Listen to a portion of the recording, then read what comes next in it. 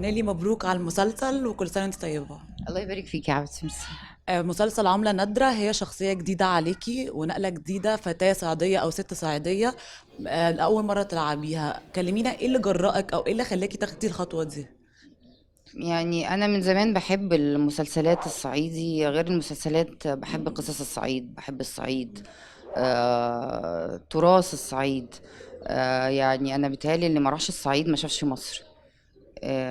انا مرات كتير رحت الاقصر. يمكن الاقصر اكتر بلد يعني في الصعيد. رحتها، دايما بكون مبهورة طبعًا غير الأماكن السياحية، لكن الطبيعة كمان ليها طابع خاص، الخضار اللي موجود فيه، النيل، الناس. يعني كل مرة باروح هناك باقول أكيد في قصص حلوة أوي ورا كل بيت، في كل غيط، عارفة، في كل حتة. اشترك في باقات واتشت الشهرية بتبدأ من 14 جنيه و99 قرش، وباقات سنوية تبدأ من 150 جنيه.